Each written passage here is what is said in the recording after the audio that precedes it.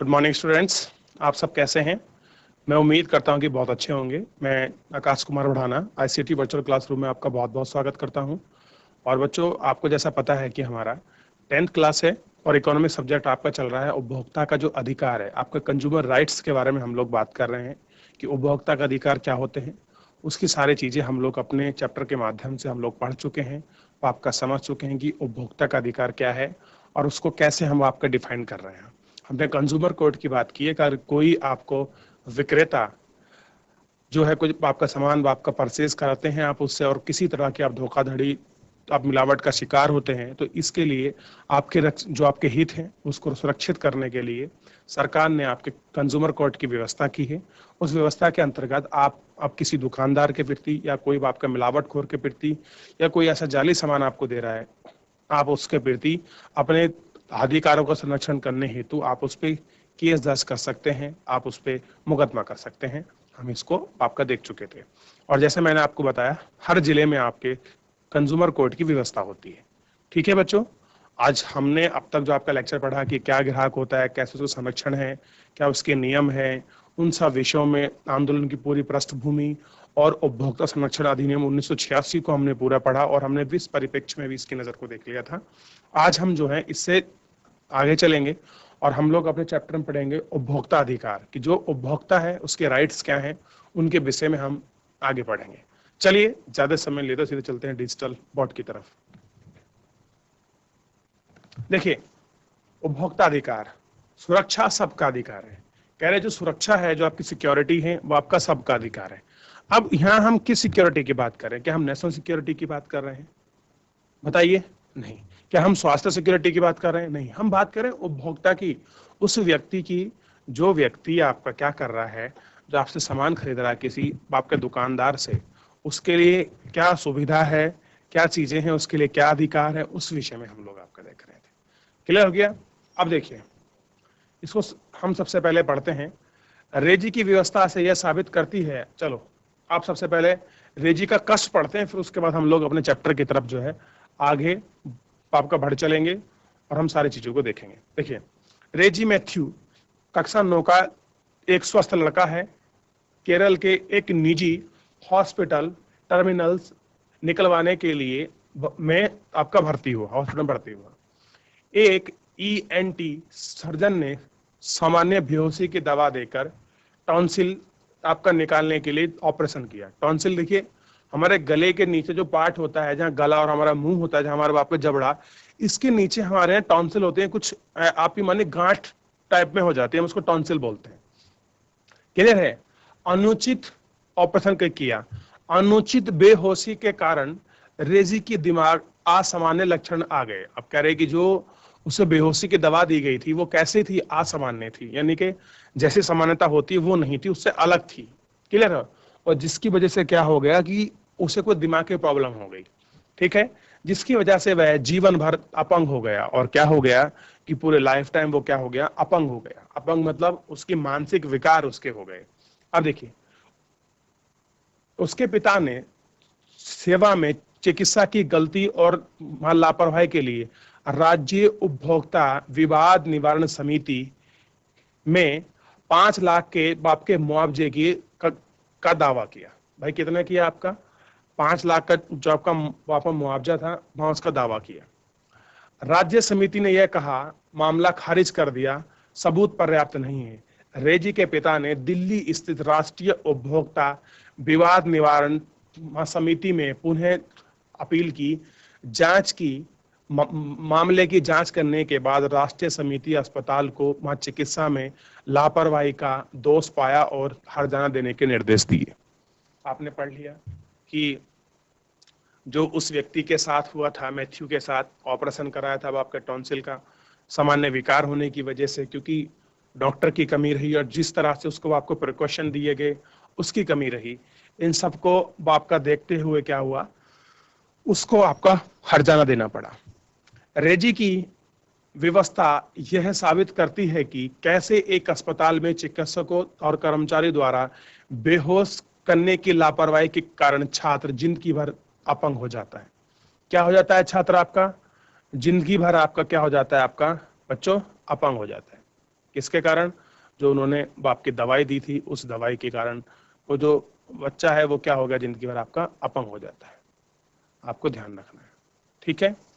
अब देखिए, जब हम एक उपभोक्ता के, ध्यान दीजिए, जब हम एक उपभोक्ताओं के रूप में बहुत सी वस्तुओं और सेवा का प्रयोग करते हैं तो हमें वस्तुओं की बाजारीकरण और आपका सेवाओं के प्रति खिलाफ सुरक्षित रहने का अधिकार होता है। आप कह रहे हैं जो भी हम आपकी बाजार से कोई भी चीज आप खरीद रहे हैं, कोई आप वस्तु ले रहे हैं, उसके प्रति क्या है और उसके खिलाफ हमको क्या है, हमें आपका सुरक्षा का अधिकार होता है। क्या होता है? हमें सुरक्षा का अधिकार होता है, क्योंकि ये जीवन और संपत्ति के लिए खतरनाक होते हैं। क्या होते हैं कि आपका जीवन और संपत्ति के लिए कैसे होते हैं?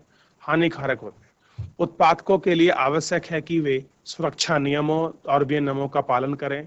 ऐसी बहुत सी वस्तुओं और सेवाएं हैं जिनमें हम खरीदते हैं तो सुरक्षा की दृष्टि से खास सावधानी बरतने की जरूरत होती है। कह रहे हैं कि हम बहुत सारी ऐसी वस्तु सर्विस को खरीदते हैं जिनको खरीदते समय हमको ये ध्यान देना चाहिए और बहुत सारी ऐसी सावधानी है जो हमको बरतनी चाहिए।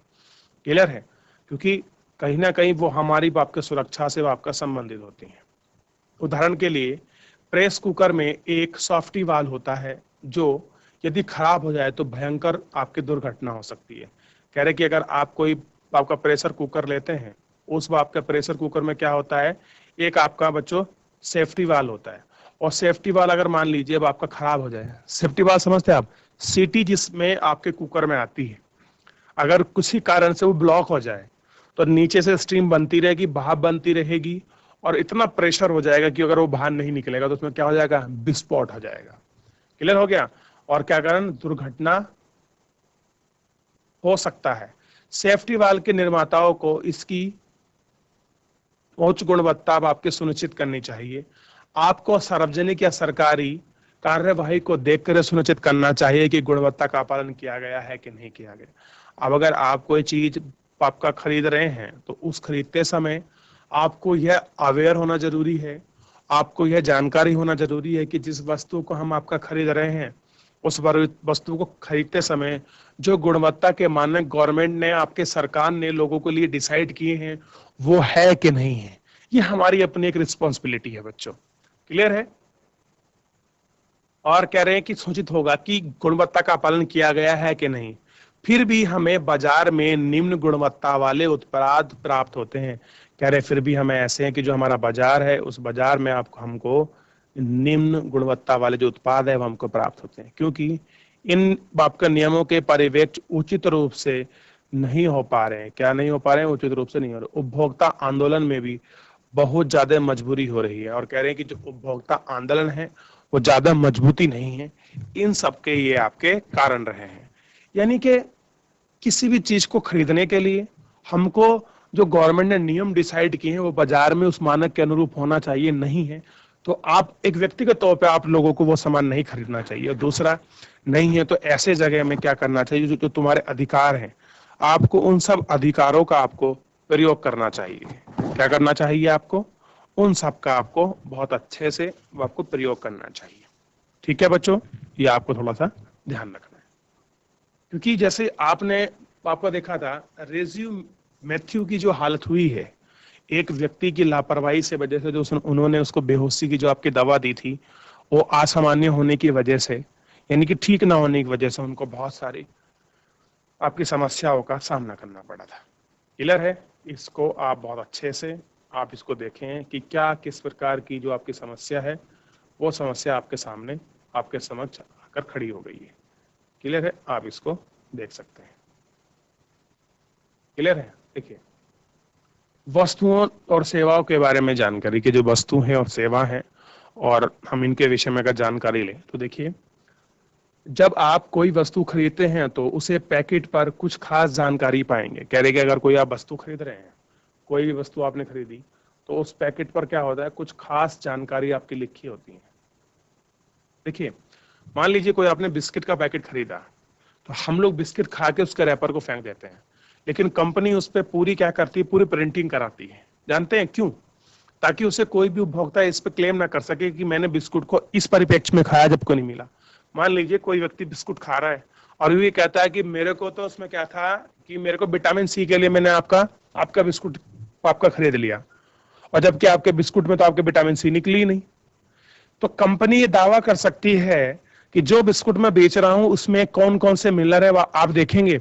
आप बिस्कुट खरीदते हैं उसमें पूरा प्रिस्क्रिप्शन लिखा होता है कि इसमें इतना परसेंट एनर्जी है, इतना परसेंट कार्बोहाइड्रेट है, इतना परसेंट शुगर है, इतना परसेंट में फैट है, और वहां इतना परसेंट इसमें प्रोटीन है, इतना परसेंट कार्बोहाइड्रेट है। पूरा विवरण उस बिस्किट में लिखा होता है, ऑल टैक्स सहित। पूरी कंपनी का नाम, manufacture, contact number, helpline, website, Gmail, email, सब लिखा होता है उसमें। होता है कि नहीं होता है बच्चों? ये जानकारियां उस वस्तु के अवयव, मूल्य, बैच संख्या, निर्माण तारीख, खराब होने, अंतिम तिथि तथा वस्तु बनाने वाले के पते के बारे में होती है। यही सब चीजें होता है कि कौन से नंबर की वस्तु है, बैच कब है, कब एक्सपायरी डेट है, कब मैन्युफैक्चर हुई, इस विषय में सब जानकारी मिलती है कि नहीं मिलती है बच्चों? तो हाँ, हमको इन सब विषय में हम लोगों को जानकारी मिलती है। जब हम कोई दवा खरीदते हैं तो उस दवा के उचित प्रयोग के बारे में निर्देश और उस दवा के प्रयोग के अन्य प्रभाव व खतरे संबंधी जानकारी प्राप्त कर सकते हैं। मान लीजिए आपने कोई दवा आपने खरीदी, तो उस दवा के बारे में क्या निर्देश है, क्या डायरेक्शन है, यानी कि कैसे खानी है, खाना खाने के बाद खानी है कि पहले खानी है, भाई गुनगुने पानी से खानी है कि आपको ठंडे पानी से खानी है। डॉक्टर बोलता है, सारे प्रिस्क्रिप्शन देता है कि नहीं देता है? क्लियर है? क्या डॉक्टर की सलाह पे लीजिए, खुद की सलाह पे ले सकते हैं? ये सारी चीजें उस दवा में लिखी होती है। क्लियर है? उसके साइड इफेक्ट भी लिखे होते हैं कि अगर आप ज्यादा खाओगे, नॉर्मल खा लिए, तो आपको ये इफेक्ट हो सकता है। तो सारे प्रिस्क्रिप्शन उसमें लिखे होते हैं। क्लियर है? क्यों? ताकि उपभोक्ता को अधिकार है उस, अगर कोई आप टैबलेट खा रहे हैं, कोई दवा ले रहे, उसको जानने का कि इसको खाने के बाद क्या इम्पैक्ट है, क्या इसके साइड इफेक्ट है, आपको सब पता होना चाहिए। क्लियर है? जब आप वस्तु खरीदेंगे तो धुलाई संबंधी निर्देश प्राप्त करेंगे, और कह रहे हैं अगर कोई आप वस्त्र खरीदते हैं तो उसमें धुलाई संबंधी क्या मिलते हैं आपको, आपका निर्देश वो आपको मिलते हैं। अब जैसे मान लीजिए आप कोई क्या कर रहे हैं, आपने कोई आपका रेशम का कपड़ा खरीदा, तो रेशम के कपड़े में टैग लगा होता है और उसमें लिखा होता है कि आप इसको गर्म पानी में ना धुलें। लिखा होता नहीं, लिखा होता है। वो बोलते हैं कि इसको आप पहले भिगो कर रखिए, क्योंकि जब भी आप कोई चीज खरीदते हैं तो उसकी प्रॉपर्टी के बारे में कंपनी को पता होता है कि कैसे इसको बनाया है, कैसे इसको उपयोग में ला सकते हैं। देखिए, बहुत कपड़े ऐसे होते हैं जिनको वो साफ बोलते हैं स्पेशल रूप से कि आप इनको ब्रश मत कीजिए। जैसे ऊन के जो कपड़े होते हैं उन पर लिखा होता है डू नॉट यूज ब्रश। अगर आपने ब्रश को यूज कर दिया तो उसमें क्या जाते हैं, रेसे आ जाते हैं, रोए टाइप में। फिर आप कहते हैं लो, हमने इतनी महंगी आपकी स्वेटर जर्सी ली थी, वो तो हमारी बेकार हो गई। फिर आप पहुंच जाओ ग्राहक उस पर आप केस करने के लिए, तो वो कहेगा कि मान्यवर इसमें चिट लगी हुई है, इसमें पूरा टैग लगाओ, इसको पढ़िए, उसमें साफ लिखा होता है कि आप इसको गर्म पानी में नहीं धुल सकते, आप ऐसे करके नहीं कर सकते, आप ज्यादा देर आपका भिगो नहीं सकते। वो सारी संबंधित प्रिस्क्रिप्शन उसमें लिखे होते हैं। क्लियर है? तभी तो वो आपका रिलायबल, आपका ब्रांड बनते हैं। इसलिए तो आपके मार्केट में आपका सर्वाइवल है, वो आपका टिक रहे हैं। बच्चों, आप कभी भी जाते हो तो आप कोई भी सामान लीजिए, उसका पूरा प्रिस्क्रिप्शन आपको मिलता है। मान लीजिए आपने कोई मसाला ही ले लिया, एक मैं बहुत छोटा सा एग्जांपल आपको दे रहा हूं। आप खाना बनाने का कोई मसाला लेते हैं, आप पनीर मसाला ले लीजिए, आप बच्चों मिक्स वेज मसाला लीजिए, आप छोले चना मसाला लीजिए, उसमें पूरा प्रिस्क्रिप्शन लिखा होता है कि आप इसको कब प्रयोग में ला सकते हैं। भिगोते समय लाएंगे, छोंक बनाते समय लाएंगे, ऊपर से गिर सकते हैं, कैसे गिर सकते हैं, क्योंकि उसकी रेसिपी उसको वैसे ही तैयार किया गया है और उसका प्रिस्क्रिप्शन वहां लिखा है। आप मान लीजिए अपने घर में मटर पनीर बना रहे हैं और आपने लिया है और आपने प्रिस्क्रिप्शन पढ़ा नहीं, आपने पूरा पनीर बना लिया, बाद में ऊपर से मसाला गिर रहे हैं, आप कह रहे हैं खुशबू आई नहीं थी, जबकि उसके प्रिस्क्रिप्शन में लिखा है कि आपको सब्जी बनाते समय और जब आप तड़का लगा रहे होंगे तब आपको मसाला गिरना है। आप पहुंच जाओ कंपनी पे कि सर आपने तो बताया नहीं, तो कंपनी आपको बोलेगी कि हमने इस मसाले की विधि इसके नीचे लिखी है कि आप इसको कैसे प्रयोग में ला सकते हैं। तो कुल मिलाकर जो हमने इतने एग्जाम्पल लिए, हमें कहने का मतलब है कि कोई भी वस्तु या सर्विस हम ले रहे हैं उसकी जानकारी हमको उस पर पूरी मिली होती है। ठीक है, आगे देखते हैं। तो हम उसे बदलने के बारे में कह सकते हैं, और हम क्या कह सकते हैं, हम उसको पढ़ लिए, जान लिए, हमें लगता है कि हमारे लिए ठीक है, नहीं है, तो हम उसे बदलने के बारे में कह सकते हैं। यदि वस्तु खराब होने की अंतिम समय सीमा पर नहीं छपी है तो निर्माता दुकानदार पर आरोप लगा देता है और अपनी जिम्मेदारी नहीं मानेगा, यदि लोग अंतिम तिथि समाप्त होगी दवा को बेचते हैं तो उनके खिलाफ कार्रवाई की जाती है। अब देखिए, आपने कोई दवाई ली और अगर दवाई पे आपका एक्सपायरी डेट नहीं लिखी है, क्या नहीं लिखी है? एक्सपायरी डेट, तो जो भी कोई दुकानदार ऐसे सामान बेच रहा है उस पर क्या की जाएगी? कार्रवाई की जाएगी। क्योंकि आप देखते हैं दुकान पर सबसे पहले मैन्युफैक्चरिंग डेट और एक्सपायर डेट, यानी कि इस दवा की वैधता कब तक है। क्योंकि जब आप ले रहे हैं तब तो वो दवाई है, लेकिन जब एक्सपायर हो गया वो जहर है, वो आपका पॉइजन है। मानते हो कि नहीं बच्चों? जब तक आप उसको प्राप्त कर रहे हैं तब तक वो आपकी दवाई है, लेकिन एक ऐसी स्थिति जब वो एक्सपायर हो जाए तब वो क्या बन जाएगी आपके लिए? वो आपके लिए जहर बन सकती है। ठीक है, तो आपको पूरा उसके विषय में आपको ध्यान रखना है कि दवाई जहर ना बने। इस तरह से यदि कोई व्यक्ति मुद्रित मूल्य से अधिक मूल्य पर वस्तु को बेचता है, यानी कि जितना आपका प्रिंटिंग रेट आपको मिला है, ठीक है, अगर कोई व्यक्ति उस प्रिंटिंग आपका रेट से कोई अधिक मूल्य पर कोई वस्तु आपका बेच रहा है, तो कोई भी उसका विरोध या शिकायत कर सकता है। यानी कि कोई भी व्यक्ति उसके बारे में विरोध कर सकता है, कोई शिकायत कर सकता है। यदि एमएसपी, अधिकतम आपका खुदरा मूल्य, मैक्सिमम रिटेल प्राइस, क्या है ये? एमआरपी क्या है?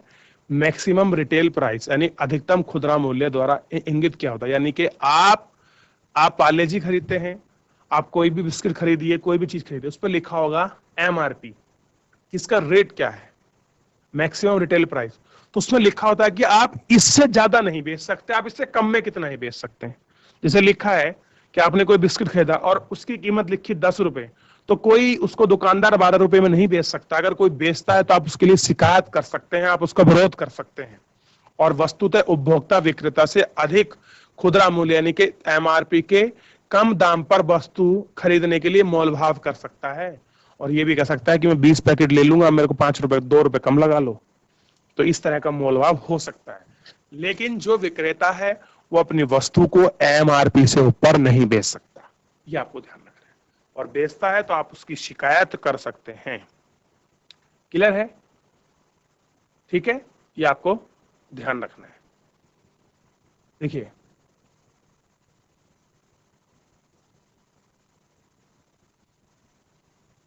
अब देखिए, आपको ध्यान देना है, आखिर ऐसे नियम क्यों बनाए गए थे कि वस्तु बनाने वाली जानकारी अब आपको देनी पड़ती है। यह इसलिए उपभोक्ता जिन वस्तु सेवा को खरीदते हैं उनके बारे में सूचना पाने का अधिकार है। यानी कि जो वस्तु वो आपका खरीद रहे हैं उनके विषय में उनको सूचना पाने का अधिकार है। तब उपभोक्ता वस्तु को तब उपभोक्ता वस्तु की किसी प्रकार खराब हो जाने पर शिकायत कर सकता है, मुआवजा पाने, वस्तु बदलने की मांग कर सकता है। कोई वस्तु ली, वो आपका खराब हो गई, उसकी शिकायत कर सकता है, उसका मुआवजा ले सकता है, उस वस्तु बदलने की मांग कर सकता है। उदाहरण के लिए, यदि आप एक उत्पाद खरीदते हैं और खराब होने पर अंतिम तिथि से पहले खराब हो जाता है, तो क्या होगा? आप उसे बदलने के बारे में कह सकते हैं। क्लियर है? ये लाइन छूट गई थी, हम लोगों ने देखा नहीं था, हम लोग इधर शिफ्ट हो गए थे। चलिए आगे बढ़ते हैं। आज सरकार प्रदत्त विधि सेवा को उपयोगी बनाने के लिए सूचना पाने का अधिकार को आगे बढ़ा दिया है। क्या कर दिया है कि आप क्या कर सकते हैं, आपको सूचना पाने का अधिकार है। सन 2005 में अक्टूबर में भारत सरकार ने एक कानून लाया जिसको बोलते हैं आरटीआई, राइट टू इंफॉर्मेशन, यानी कि सूचना का अधिकार। सूचना पाने का अधिकार के नाम से जानते हैं, और जो अपने नागरिकों को सरकारी विभाग के कार्यकलापों की सभी सूचना पाने का अधिकार सुनिश्चित करता है। यानी कि भारत सरकार के जितने नागरिक हैं उन नागरिकों को अपनी सूचना पाने का जो अधिकार है वो सूचना पाने के अधिकार को आपका सुनिश्चित करता है। आरटीआई एक्ट के प्रभाव को निम्नलिखित केसों के द्वारा समझा जा सकता है। यानी कि बहुत सारे ऐसे केस हैं जिनको केस के माध्यम से हम इनको समझ सकते हैं। क्लियर हुई? अब देखना बच्चों, अब थोड़ा सा ना आरटीआर के बारे में हम लोग समझते हैं कि आरटीआई क्या है। देखिए, राइट टू इंफॉर्मेशन, इसको वर्ष 2005 में भारत सरकार द्वारा एक कानून बनाकर, एक अधिनियम बनाकर इसको पारित किया गया। अब मान लीजिए आप शिक्षा विभाग में हैं, आप पढ़ रहे हैं और आपको यह अधिकार है कि आप एक सूचना लिखकर एक जानकारी प्राप्त करने के लिए आप शिक्षा विभाग को, या मान लीजिए आपके गांव में सड़क बन रही है और आप जानना चाहते हैं कि इस सड़क का बजट कितना है और कितने ये आपका किस तरह से बनेगी, कितना इसमें बजट किट गिनना है, कितना सीमेंट बिनना है, क्या इसके एस्टिमेट है, वो आपको नहीं पता है। तो आप क्या कर सकते हैं कि एक पेपर पर सूचना के अधिकार के तहत अपना विषय लिखकर और उसके साथ नीचे लिखे कि आपका ग्राम विकास जो भी है, जो भी संबंधित है, कि आपका ग्रामीण, आपका पीडब्ल्यूडी के संबंधित अधिकारी को लिखकर इस गांव की में जो आपकी सड़क बननी है वह उसका संपूर्ण विवरण, जो आपका विवरण है, आप उसको उपलब्ध कराएं। तो इस प्रकार की जो जानकारी है वो सब आपको आरटीआर के माध्यम से आपको मिल सकती है। भारत में कहीं भी आपका किसी भी राज्य में, किसी भी देश में, मतलब देश का मतलब भारत की बात कर रहे हैं, अपने देश का कोई भी व्यक्ति आपका किसी भी राज्य में, कहीं भी जिले में सूचना के अधिकार के तहत आपका जानकारी मांग सकता है। लोग तो ऐसा करते हैं बच्चों कि प्रधानमंत्री के जो पूरा जो आपका यात्रा विवरण आपका मांग लेते हैं कि आप कितना पैसा खर्च हुआ, और बहुत सारे ऐसे चीजें हैं कि आपके प्रधानमंत्री के डीए वहां किस आधार पर होते हैं, सरकार कितना आगामी खर्च कर रही है शिक्षा के विषय में, स्वास्थ्य के विषय में, उन सब के विषय में क्या कर लेते हैं ये लोग अपना जो है आरटीआई को मांग लेते हैं। क्या कर लेते हैं, आरटीआई से ये सारी जो जानकारियां हैं वो आपकी मांग लेते हैं। ठीक है, तो एक आज के समय में एक बहुत बड़ा आपका विकल्प है आपकी जानकारी का, क्या, आरटीआई। क्लियर है, ये आपको ध्यान रखना है कि एक बहुत बड़ा विकल्प हमारे सामने क्या है, उभर कर आया है।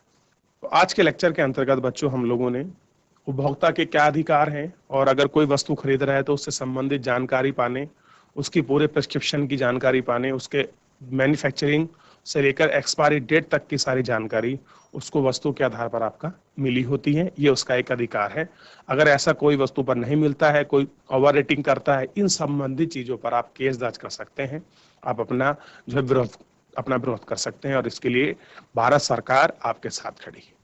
तो बच्चों आपको अपने अधिकार, वस्तु और सेवा को लेकर जो आप खरीदते हैं वो आपको पता होने चाहिए। आज के लिए इतना ही बच्चों, समय समाप्त हो रहा है, मिलते हैं नेक्स्ट लेक्चर में। मुझसे जुड़ने के लिए आपका बहुत बहुत धन्यवाद बच्चों।